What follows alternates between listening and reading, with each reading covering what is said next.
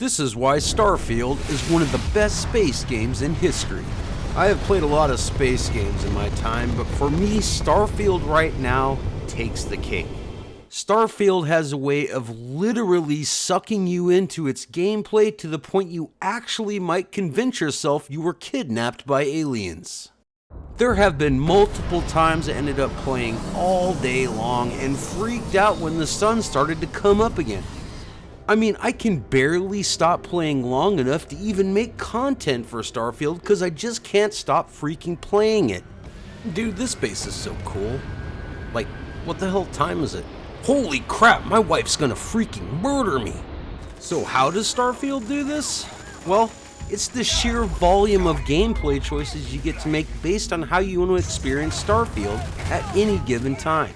Couple that with how in-depth and attention-grabbing the quests are in this game, you are going to get lost in Starfield for hundreds, if not thousands of hours. Seriously, this is how good the story quests are in Starfield. My wife, bless her heart for being totally and completely wrong, does not like space games at all really. Now get this, instead of doing her own thing, she would sit there next to me for hours just watching me go through these quest chains, which ultimately built to the point where she was so sucked in, she started offering dialogue choices while we both progressed through the story step by step together. Like seriously, you don't even need to enjoy a space game to really get sucked in by the gameplay and story in Starfield. No other space game I have played has ever had this effect on my wife, or even myself. It's that good. I definitely love space games, but I'm also a huge first-person shooter junkie. The FPS in Starfield is very good and can be extremely challenging depending on your difficulty setting. The weapon sounds are freaking glorious, and the variety of weapons you can use to dispatch your foes in Starfield is very bigly. Oh yeah, we're definitely gonna die here. Leroy Jenkins! Yep, I hope they don't kill me in this room. Your enemies, whether they are people or aliens, in most cases actually have some intelligence. Most of the time anyways. Now if you're into FPS games, you're gonna love Starfield. Take that, you freaking space scumbag. Oh my god, we just got hooked up so fat. There is literally no game out there that will let you build your own ship with customized interiors as well as its outward appearance. This aspect of Starfield absolutely blew me away. Seriously, it's literally French chef kiss good. Mwah!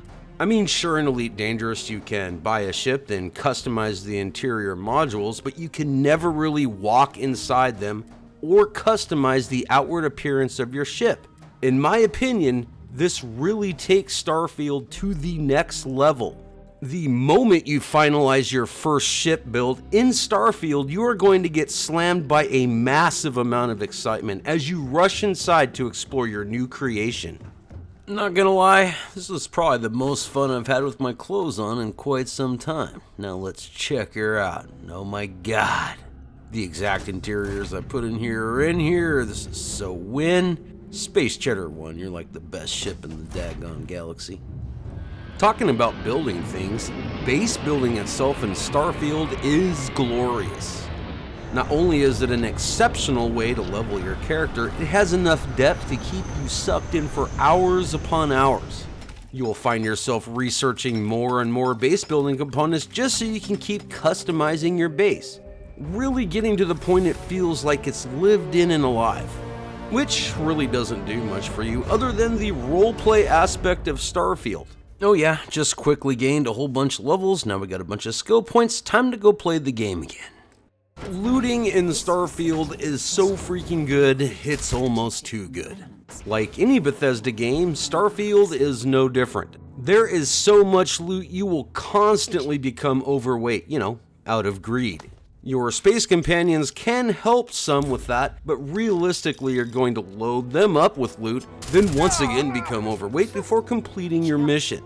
Needless to say, I love looting and scavenging in Starfield. A lot of the times when I'm out doing a mission, I spend way more time looting than actually smoking the bad guys I'm there to smoke. Pretty much every skill in Starfield has value, with the exception of just a couple of them, and considering how many skills there are, you'll need to be level 325 to get them all to level 4. And currently, I'm level 241 and I still have a lot of skills I want to max out. Skills like persuasion, intimidation, diplomacy, and the like are so good they are literally game-altering. Although, not completely necessary because most disagreements can be settled with your big giant gun. Skills like lockpicking or jetpacks are required skills early on, because if you don't have them, you'll regret it many times over. Lockpicking, oh my goodness, lockpicking, perhaps the most glorious minigame within Starfield. I'm like not even joking, even though it's like super simplistic in design, it is next level. Leveling in Starfield, in my opinion, is almost too easy once you start building experienced farm bases. Like if you just go the organic route and earn as you play through missions, it can be a slog later in your gameplay. Earning experience is simple for the first 50 levels, but then kind of slows down. At level 100, it gets really slow. Here's the thing though, Starfield scales to your current level no matter what mission you're currently doing. The only reason to really grind experience at a base is to simply have the extra points to put into your skills the moment you complete its challenge. You know, so you don't lose any chances to further raise that skill. Alright, well, this is gonna be easier than I thought. I guess he has a bone to pick with me now. Space combat in Starfield is actually quite glorious, which is remarkable considering how simplistic it actually is. During combat, I have never had to put power into something or take it away from something like the glorious power management in Elite Dangerous. I simply set all my ship's power beforehand and get right into what's important, deleting the bad guys like any true space paladin would. What's also awesome, just like with any skill, when you rank it up, drastically helps your ability to complete the task you're currently doing. This is why I tend to max a skill I use often, like piloting, shields, ship design, and boosters. Once at level 4, you're basically Space God. The sounds and music in Starfield are so next level, in my opinion, they rival Elite Dangerous in quality, and that says a lot. When a sound effect or music stirs an emotion inside you at the perfect moment, it's basically a banger. This happened to me so many times, I lost count while I was playing Starfield. The handcrafted settlements and cities are so above and beyond what I thought I would expect. Even seeing the early Bethesda footage, the game itself just feels alive. Coupled with those banger sounds, it just elevates Starfield into its own universe of glory. The random generation is actually pretty decent in Starfield. It's a bit different from, say, No Man's Sky, where entire planets are randomly generated. In Starfield, they have tiles of randomly generated landscapes mixed in with completely handcrafted assets. Exploring and discovering is something I absolutely love to do in space games. Nothing was more exciting than being a level 14 character trying to tackle level 75 systems for those sweet scans and loot. The flora are kinda meh, I mean they're okay, but what really shines are the fauna in Starfield. I love the thought of searching for unique life forms, the detail and design of which really convinces you that they evolved on that planet or moon. In comparison, No Man's Sky fauna seems like a mix of the same features across many planetary bodies. You know, some animals might look completely identical, except for, say, have like a different head or tail, maybe even a set of wings, but basically the same. In Starfield, you can tell each animal was handcrafted to be unique to their environments, and I love that dedication to detail. Now, my mom always says, you need to take the good with the bad in life. Is Starfield the perfect space game? I reckon it's pretty darn good. Perfect though would be a stretch, so let's go over the few of my negative experiences with Starfield before we wrap this up. When you first start playing Starfield, you will need to dedicate a huge portion of your brain to memorizing where everything is in every major city. You know, what they buy and what they sell, as well as how to get there. This is supposed to change in the near future with the map updates for handcrafted areas within Starfield. However, until this happens, the early gameplay for new players will revolve around just trying to freaking be the map via memorization, instead of actually having an in-game map to help guide the player. There are just too many load screens that don't even bother to hide themselves with some sort of animation. In the very beginning, when you are discovering new places, you get the neat sort of load animations or warping in and out, as well as landing. Now eventually, once you start to discover many places, Starfield turns into a game of completing a task really quick, then going right into a load screen to save time, over and over again. Literally until Starfield itself turns into an almost equal amount of gameplay and loading screens. In my opinion, for a space game, this really shrinks the size of the playable map, at least in your perception, because you can instantly go anywhere you have already been in a blink of an eye.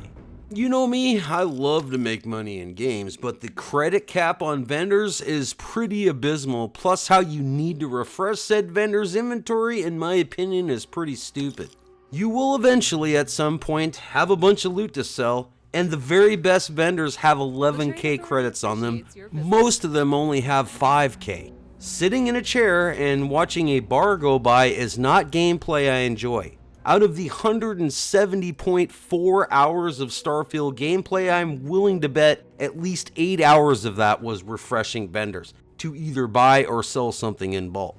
Now this one right here, I'm serious, the first time when I found out about it, the butt hurt washed completely over me.